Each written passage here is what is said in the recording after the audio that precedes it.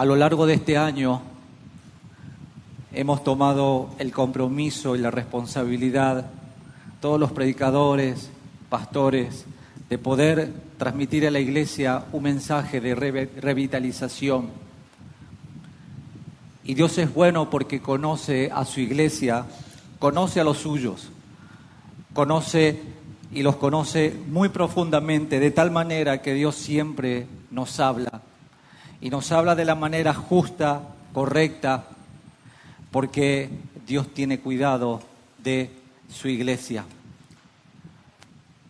Es por eso, mis hermanos, que escuchando atentamente a cada uno de los pastores y predicadores a lo largo de estos domingos, ciertamente fueron mensajes fuertes. ¿Sacó usted esa conclusión? Muy fuertes. Pero es necesario, porque Jesucristo, cuando habla a su iglesia, es porque ha visto en su iglesia cosas que no edifican, que no corresponden a su reino, que no van acorde al plan soberano que Él ha trazado desde antes de la fundación del mundo. Cuando Dios corrige a su iglesia, es para encaminarla para el verdadero bien, para que seamos hechos conforme a su verdadera imagen. En esta mañana vamos a compartir de la Escritura en Apocalipsis capítulo 2. Apocalipsis capítulo 2.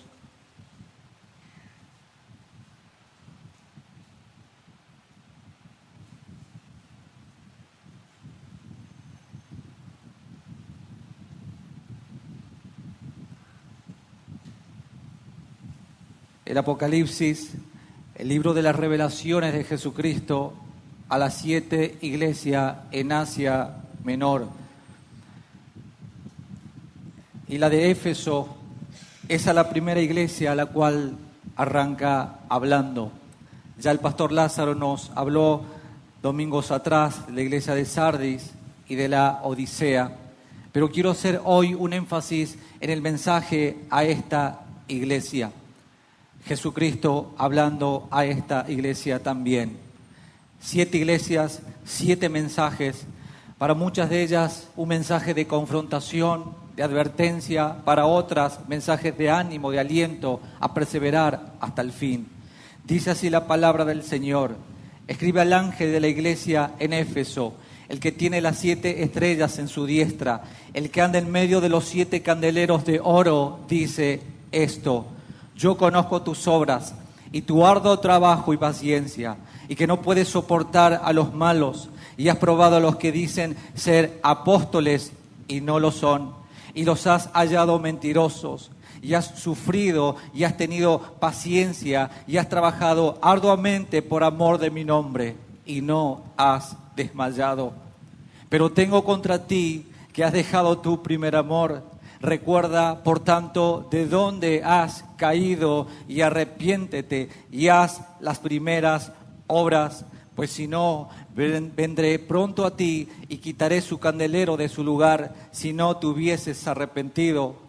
Pero tienes esto, que aborreces las obras de los nicolaitas, las cuales yo también aborrezco. El que tiene oído, oiga lo que el Espíritu dice a las iglesias. El que venciere, le daré a comer del árbol de la vida, el cual está en medio del paraíso de Dios. Señor, queremos agradecerte un día más por permitirme exponer tu palabra. No sabemos si este será el último mensaje que escuchemos en esta tierra, sobre este suelo. No lo sabemos. Pero cuando tú nos hablas es porque tú nos conoces. Nos conoces a cada uno de nosotros, hasta lo más profundo. Nadie en este universo nos conoce tanto como tú, Señor. Es por eso que si este mensaje viene de parte de ti, lo abrazamos, lo recibimos, Señor, y lo atesoramos en lo más profundo. Y le prestamos la mayor atención del universo porque el Rey habla. El Rey de todo el universo habla y nos habla a nosotros, a sus escogidos, a su pueblo, a su iglesia. Señor, que podamos tener oídos sensibles para obedecerte, para estar atento a tu mensaje. Porque no soy yo, eres tú, Señor, en este siervo débil, pecador e inútil, Señor. Señor, este mensaje también es para mí, porque has quebrantado mi vida en la preparación del mismo a lo largo de toda esta semana, Señor. Tú lo has hecho, Señor, y hoy lo confirmas en medio de la congregación. Te damos toda la gloria. Te pedimos que perdones nuestros pecados, que laves nuestras vidas de toda iniquidad y de todas aquellas cosas que hagan rechazar este mensaje, por más duro que sea, Señor. Gracias te damos en el nombre de Jesús. Amén. Amén. Así como les comenté, el pastor Lázaro semanas atrás nos ha traído el mensaje a 2 de estas 7 iglesias del Apocalipsis. Y mis queridos hermanos, estos mensajes no solo fueron para la iglesia del primer siglo, sino más que nunca es un mensaje para la iglesia de hoy. Y hoy quiero que nosotros recalquemos el mensaje a la iglesia de Éfeso. Y para que nosotros podamos entrar en contexto, Éfeso era una de las iglesias muy, pero muy influyentes de aquella ciudad. Se encontraba en Asia Menor. Y Asia Menor no es el Asia que nosotros conocemos en estos tiempos, el continente asiático, donde alberga actualmente muchas naciones importantes. Asia Menor era una provincia romana de aquel tiempo y Éfeso era una de las capitales comerciales. Éfeso era una de las ciudades más prominentes del mundo antiguo. Como un centro comercial, religioso, esta ciudad era famosa por su templo dedicado a la diosa Artemisa, Diana para los romanos. Una de las 7 maravillas del mundo antiguo de aquella época. La iglesia de Éfeso fue fundada por el apóstol Pablo durante su tercer viaje misionero, allá en Hechos capítulo 19. Recordemos que Pablo vivió 3 años en Éfeso. Juan, Lucas también pasaron por allí. Podemos decir que Éfeso es una de las ciudades más bíblicas que nosotros podemos encontrar. Y esta comunidad cristiana en esta ciudad había crecido y se había fortalecido muchísimo con el tiempo. Dejando esto de un lado, la introducción para que podamos entrar en contexto dónde se encontraba Éfeso y quiénes eran, quiero que rápidamente analicemos el versículo número 2 del capítulo 2 que acabamos de leer. Porque si nosotros analizamos el texto que nosotros todos hemos leído, nos daremos cuenta que inicia el Señor con una frase que a todos nosotros nos debe de impactar. ¿Cómo comienza el verso 2? Léalo fuerte.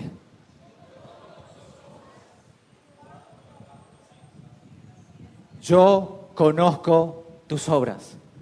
Usted mismo lo ha leído. Yo conozco tus obras, dice el Señor. Hermanos amados, el Señor conoce a su iglesia. El Señor conoce a los suyos. Él sabe quiénes somos todos nosotros en realidad.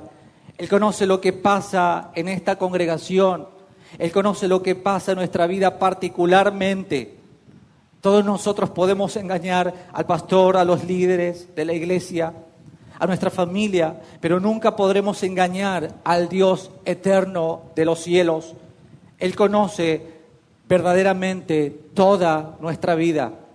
Lo que nosotros hacemos en público, lo que nosotros hacemos en secreto, lo que ocultamos en lo más profundo de nuestro corazón, Él lo sabe. En San Juan, capítulo 2, versículo 24 y 25, Jesús respondiendo a muchas preguntas de los judíos, pero termina estos 2 versículos diciendo lo siguiente: pero Jesús mismo no se fiaba de ellos, porque conocía a todos y no tenía necesidad de que nadie le diese testimonio del hombre, pues Él sabía lo que había en el hombre. El Dios omnisciente conoce absolutamente todas las cosas. No hay nada que se pueda esconder delante de Él. Nosotros no podemos esconderle nada, absolutamente nada a Dios. Y así lo confirma Hebreos capítulo 4, versículo 13, donde dice: y no hay cosa creada que no sea manifiesta en su presencia, antes bien todas, no una, todas las cosas están desnudas y abiertas a los ojos de aquel a quien nosotros todos debemos dar cuenta. ¿Se da cuenta de la magnitud, de la omnisciencia de Dios? Él lo sabe todo.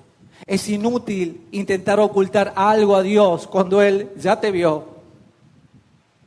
Todo pecado no puede ser encubierto, porque cada vez que nosotros intentemos encubrir el pecado, Dios lo descubrirá.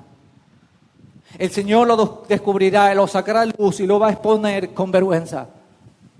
Pero cuando nosotros lo confesamos y nos apartamos, alcanzamos toda la misericordia y el perdón de nuestro Dios.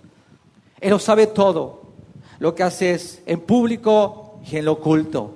Pero también, mis hermanos, al saber esta realidad, es precioso saber también que Dios nos conoce y que no somos insignificantes e indiferentes para este Dios omnisciente. Nuestras obras no pasan indiferentes para Dios, aunque nadie las vea, son vistas e importantes para el Señor. Sí, mis hermanos, son importantes para el Señor.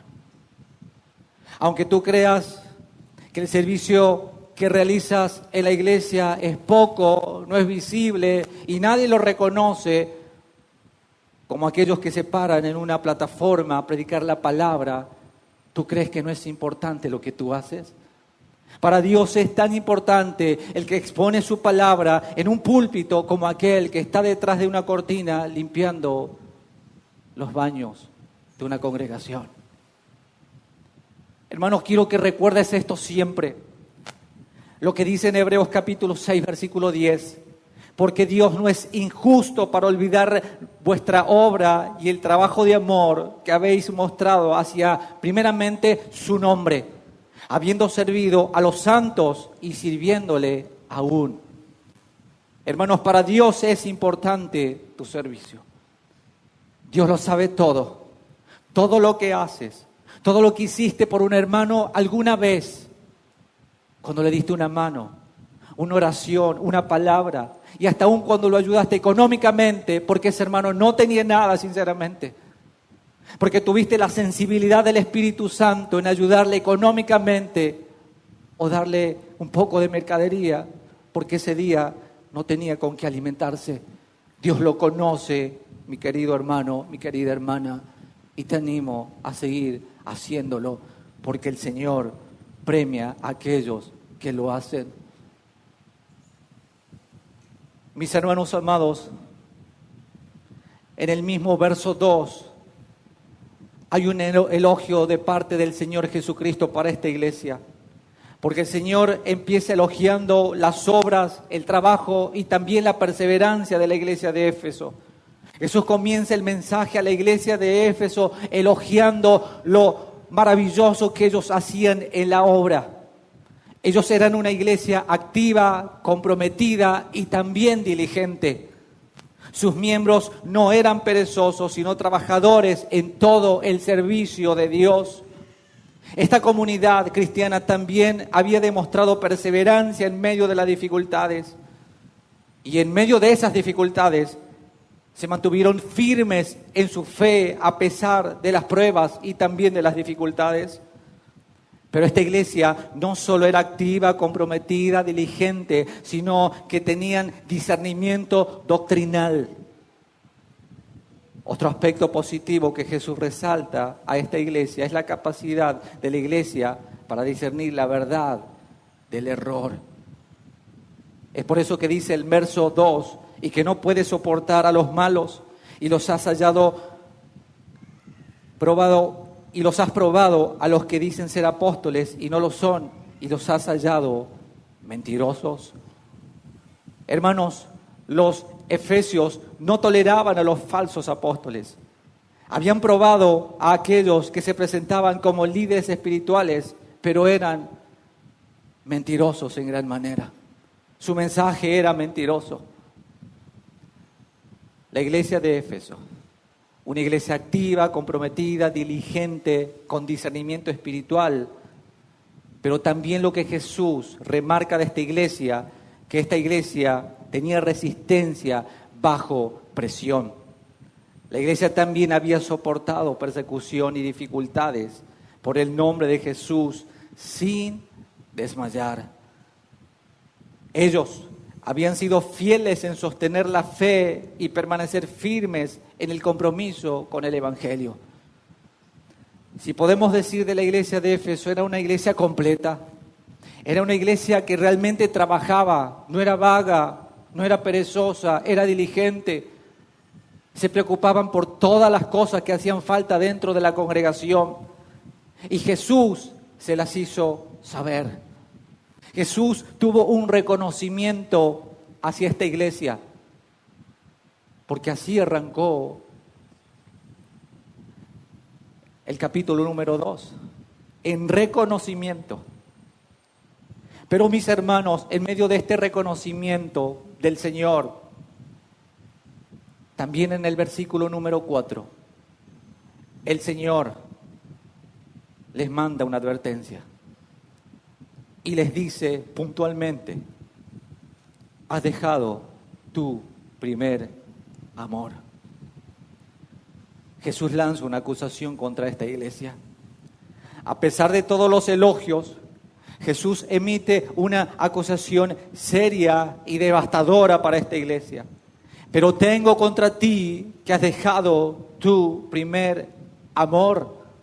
Esto significa que aunque la iglesia de Éfeso estaba activa en su labor cristiana y sólida en la doctrina verdadera, algo crucial había cambiado en su relación con nuestro Señor Jesucristo.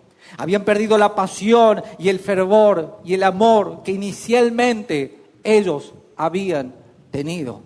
Inicialmente ellos habían tenido. Esta iglesia, recordemos que fue una iglesia con mucho amor y fervor en la obra del Señor. Y esto me recuerda lo que dice en Jeremías capítulo 2, versículo 1 al 4. Jeremías capítulo 2, versículo 1 al 4. Vino a mí palabra de Jehová diciendo: anda y clama a oídos de Jerusalén, diciendo: así dice Jehová, me he acordado de ti, de la fidelidad de tu juventud, del amor de tu desposorio cuando andabas en pos de mí en el desierto, en tierra no sembrada. Santo era Israel a Jehová, primicias de sus nuevos frutos. Todos los que lo devoraban eran culpables, mal venía sobre ellos, dice Jehová. Y en el verso 4 dice: oíd la palabra de Jehová, casa de Jacob, y a todas las familias de la casa de Israel. Así dijo Jehová: qué mal hallaron en mí vuestros padres, que se alejaron de mí y se fueron tras la vanidad e hicieron ídolos vanos. Qué fuerte estas palabras del Señor a su pueblo. Qué fuerte estas palabras del Señor a su pueblo, querida iglesia. Muchas veces nosotros hemos leído este versículo 4 de Apocalipsis: pero tengo contra ti que has dejado tu primer amor. Muchas veces decimos que la iglesia de Éfeso había perdido su primer amor. Pero ellos no lo habían perdido, sino que lo habían dejado. Es decir, que dejar el primer amor no es cuestión de sentimientos, sino de distancia. El Señor no les estaba reclamando que ya no le amaban, sino que se habían alejado de Él. Tal vez no físicamente, porque ellos seguían congregando en el mismo lugar, pero sí sus corazones estaban totalmente lejos del Señor. No lo habían perdido. Ellos mismos voluntariamente lo habían dejado. Hermanos amados, Jesús es plenamente consciente de la situación y condición de su iglesia, porque Él está caminando en medio de ella. Él está en medio de los 7 candeleros. El Señor Jesús está hablando y en medio de su iglesia. Él observa sus obras, todo lo que hacen, pero también está evaluando su corazón. No solo sus obras, sino que también evalúa el corazón de cada uno de sus hijos. Hermanos amados, cuando nosotros abandonamos el primer amor, nos secamos espiritualmente. Y esa es una realidad muy triste. En el Salmo 42, una expresión del salmista David, en el verso 1 y 2, como el ciervo brama por las corrientes de las aguas, así clama por ti, oh Dios, el alma mía. Mi alma tiene sed de Dios, del Dios vivo. Cuando vendré y me presentaré delante de Dios, dice el salmista. Hermanos, leyendo esta expresión del salmista, saco la conclusión que nuestra alma está diseñada por el Señor para beber del agua de vida que Cristo y de Cristo mismo todos los días de nuestras vidas. Y no es solamente el domingo a la mañana cantando unas canciones que me conmueven el alma y que me hacen derramar lágrimas, sino que esas mismas lágrimas deben ser derramadas todos los días en comunión íntima con Jesucristo. Porque Él es el amor de nuestras vidas. ¿Y saben por qué, mis hermanos? Porque nada puede satisfacer esa sed espiritual sino la presencia de nuestro amado Señor Jesucristo. Porque cuando nosotros nos alejamos de nuestro Dios, nuestra alma está sedienta de esa agua de vida. Pero el error que todos nosotros cometemos como cristianos es tratar de saciar esa sed del corazón con otras cosas que no son Dios. Nos alejamos del Señor y nuestra alma está sedienta de su amor y queremos saciar esa sed con amigos, con familias, con un hombre, con una mujer, con vicios, con placeres, con un montón de cosas. Nuestra alma está sedienta de ese gozo. Y ese gozo solamente puede venir del gozo de la salvación que nos da el Señor. Es por eso que David, en su expresión de arrepentimiento, decía al Señor: devuélveme el gozo de la salvación. Porque al saber que nosotros hemos sido salvados por el Señor, ese gozo es abundante en nuestras vidas por medio de la obra del Señor Jesucristo. Nuestra alma está sedienta de gozo y nosotros queremos saciar esa sed con la diversión, con el deporte, con fiestas, con música, con paseos. Pero todo aquello, mis hermanos, es momentáneo. Eso no es lo que nuestro corazón necesita. Nuestra sed, esa sed de nuestro corazón, es por el agua que solo nuestro Señor Jesucristo puede darla. El Señor Jesús en San Juan capítulo 4, versículos 13 y 14 dice: respondió Jesús y le dijo: cualquiera que bebiere de esta agua no volverá a tener sed, mas el que bebiere del agua que yo le daré no tendrá sed jamás, sino que el agua que yo le daré será en él una fuente de agua que salte para vida eterna. Hermanos, y quiero hacer hincapié en esto: cuando nos dejamos y alejamos de ese primer amor, la tristeza abunda y viene a nuestras vidas. Porque el Salmo 42 continúa diciendo David: fueron mis lágrimas y mi pan de día y de noche, mientras me dicen todos los días los impíos que me ven angustiado, triste, ¿dónde está tu Dios? Mis hermanos, el impío sabe más que nadie que tú ya eres cristiano. Lo saben, tus vecinos, toda la gente que te rodea. Pero somos los primeros muchas veces en buscar catarsis en los estados de WhatsApp, de Facebook. Esos mismos impíos dicen: ¿dónde está tu Dios? ¿Dónde está tu Dios?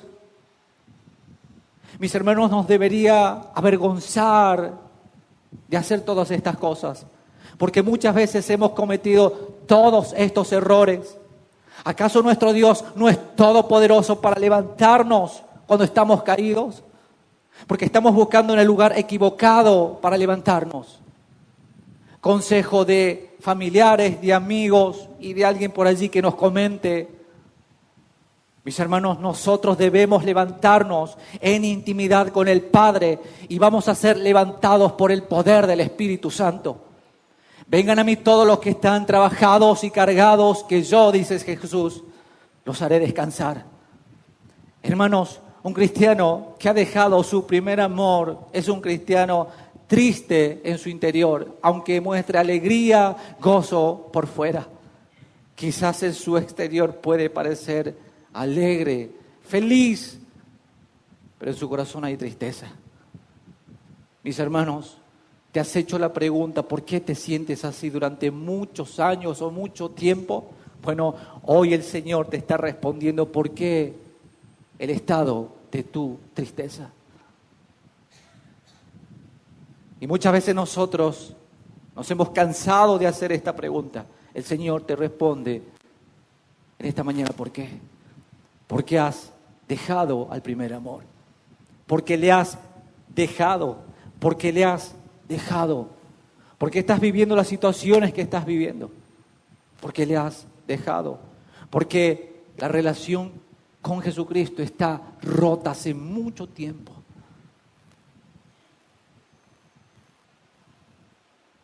¿Por qué los hogares andan mal? ¿Por qué los matrimonios andan mal? Porque hay sequedades en la intimidad con Jesucristo. Pero mis hermanos, como el Señor es bueno, en el versículo número 5, el Señor habla a su iglesia diciendo, recuerda, por tanto, de dónde has caído. El Señor es bueno. El Señor es bueno en decir estas palabras.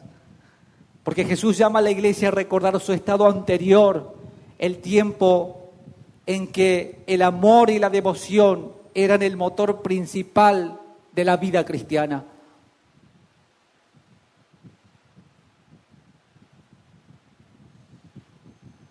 ¿Te das cuenta de esto?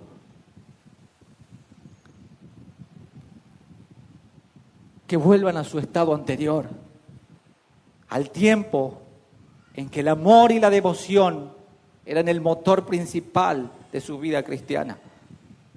Y este recordatorio no solo busca que reconozcan su falta, sino que vean lo lejos que han llegado de su punto inicial. El Señor está hablando hoy a su iglesia para que nos hagamos la siguiente pregunta, iglesia. Y estoy hablando en plural, porque el Señor también me está hablando a mí. ¿Cómo llegué hasta aquí? ¿Cómo llegamos hasta aquí? ¿Qué es lo que nos impulsó a alejarnos de ese amor verdadero? ¿Qué es lo que nos apagó tanto? ¿Cómo llegué hasta aquí desde el punto inicial, cuando mi amor y mi fervor por Cristo era inmenso? Pero el Señor también les dice, arrepiéntete y haz las primeras obras, pues si no vendré pronto a ti y quitaré tu candelero de su lugar. Hermanos, el arrepentimiento no es solo una confesión de error, sino un cambio de dirección. Jesús les dice que vuelvan a hacer esas primeras obras, aquellas motivadas por el amor que antes a esta iglesia los guiaba. Estas primeras obras podrían incluir la oración ferviente, la oración sincera, la comunión íntima con Jesucristo y el servicio desinteresado a los demás. Hermanos, ¿realmente tienes una comunión íntima con el Señor? Dices, oro por los alimentos, oro por la merienda, oro los domingos cuando vengo a la iglesia. Hermanos, estoy diciendo, ¿tienes una comunión íntima con Cristo? ¿Hay una oración ferviente de quebrantamiento, de lágrimas delante del Señor por las noches? ¿O lo último que ves en las noches es tu celular? ¿Es la Biblia lo último en lo cual meditas por las noches o es el dispositivo móvil que ha llegado para robarnos el tiempo valioso que antes, en aquellos inicios, teníamos para Dios? ¿Tienes un libro para leer en tu mesa de luz o simplemente, latentemente, está el celular? Siempre estás en línea, siempre estás disponible, pero para Dios no lo estás. ¿Tienes ese amor para el servicio de los hermanos? ¿Tienes ese amor para visitar a alguien que está caído y orar por él? ¿Tienes esa diligencia realmente para preocuparte por aquellos que están pasando dificultades terribles en sus vidas, con problemas de salud?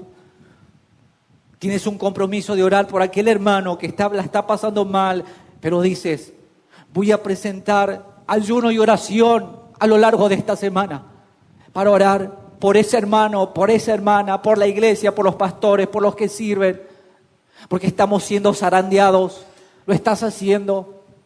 ¿Qué es lo que te hizo salir del foco que era Cristo antes? Y ese antes quizás puede ser muchos años, 10, 20, 5, o quizás te has alejado de ese primer amor hace una semana ya.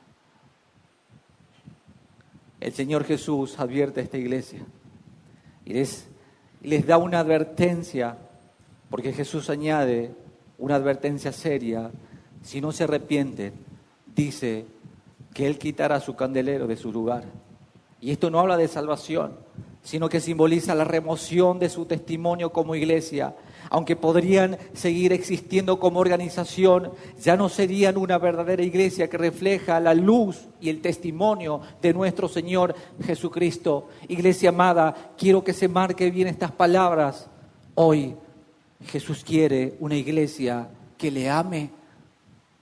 Que le ame, no que solo cumpla con un calendario para poder congregar, sino una iglesia que le ame. Porque Dios no puede soportar a las iglesias aparentes en este mundo. Porque esas iglesias aparentes no son un testimonio a su nombre.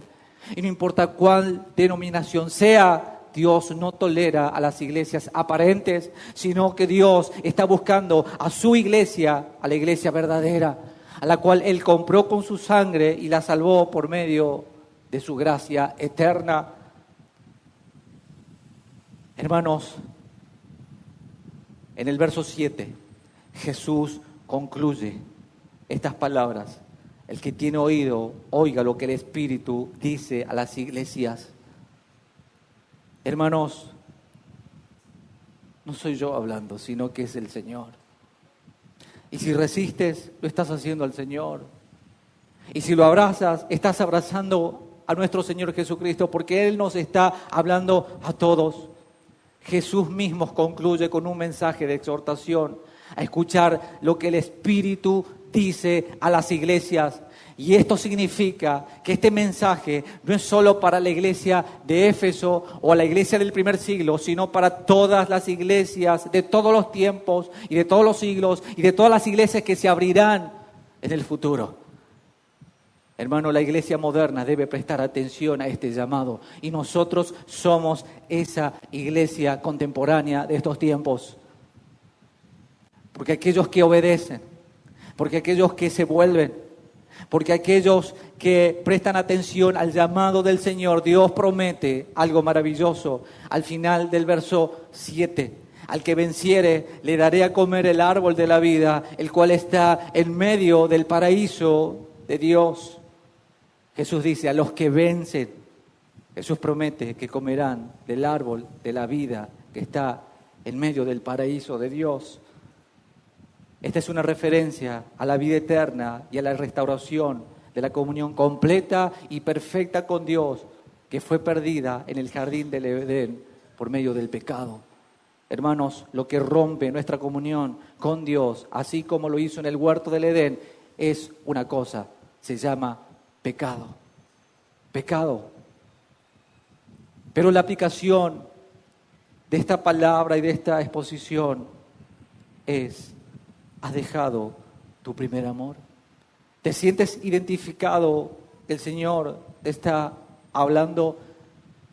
Es posible que como iglesia, como la iglesia de Éfeso, estemos activos en nuestra vida cristiana, participando activamente del ministerio, defendiendo la verdad doctrinal, pero habiendo perdido el fervor de nuestro amor por nuestro Señor Jesucristo. La rutina, las obligaciones pueden desplazar la pasión y la devoción genuina que antes teníamos. Este mensaje nos invita a hacer una autoevaluación a nosotros mismos y sincera. Hermanos, ¿estamos motivados por el amor a Cristo en nuestras acciones? ¿Anhelamos estar en su presencia? ¿Amamos a los demás como Él nos amó en la cruz del Calvario? Si estas cualidades no están en tu vida, te has alejado del primer amor. No es difícil entenderlo. No es difícil sacar una evaluación acerca de eso. Hermanos, Jesucristo llama al arrepentimiento a su iglesia. Y en esto comienza la revitalización de una iglesia que está caída, que está devastada por el apagamiento espiritual. El arrepentimiento es el camino de regreso. El arrepentimiento es el único camino de regreso. Jesús nos llama a volver a nuestras primeras obras, aquellas obras que cuando te convertiste al Señor, Cristo era el centro y el todo de tu vida. No se trata solo de hacer más cosas, sino de hacerlas a partir de hoy con amor para Cristo. Este llamado al arrepentimiento, mis hermanos, necesita una urgencia. Mientras yo estoy hablando, si el Espíritu Santo está poniendo arrepentimiento en tu vida, hazlo. Ora en tu interior. Perdóname, Señor. Perdóname, Señor. No esperes que termine la reunión o llegar a tu casa para hacerlo. Perdóname, Señor. No podemos nosotros tomar a la ligera esta advertencia de Jesús. Si no volvemos a nuestro primer amor, corremos riesgo de perder nuestro testimonio y nuestra efectividad como iglesia y como creyentes individuales, creyentes sin poder, sin amor y sin comunión con Cristo. Creyentes que han perdido la eficacia y el poder del Espíritu Santo porque no hay amor hacia el Señor. Hermanos, pero si nosotros respondemos a este llamado, hay recompensa. Si nosotros respondemos a este llamado, Jesús nos promete vida eterna y comunión con Él en el paraíso de Dios. Ese paraíso que Dios ha preparado para todos los que le aman y esperan su venida. El mensaje de Apocalipsis nos recuerda que más allá de nuestro labor o esfuerzo, conocimiento doctrinal, lo que verdaderamente importa es nuestro amor por Cristo. Él anhela una relación con nosotros que sea apasionada, devota y también sincera de todo corazón. Y si hemos perdido ese primer amor, Él nos llama a volver a Él, a arrepentirnos y recuperar lo que hemos dejado atrás. El Señor está siempre dispuesto a recibirnos y renovar nuestra comunión íntima que antes teníamos con Él, si tan solo escuchamos su voz y respondemos a su llamado. Es sencillo el mensaje de la palabra, mis hermanos. Arrepiéntete y vuelve a las primeras obras.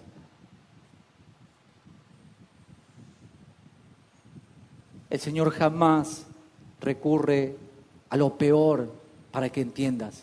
Siempre Él irá a lo más sencillo. Vuélvete al primer amor. Recuerda de dónde has caído. Vuelve a las primeras obras.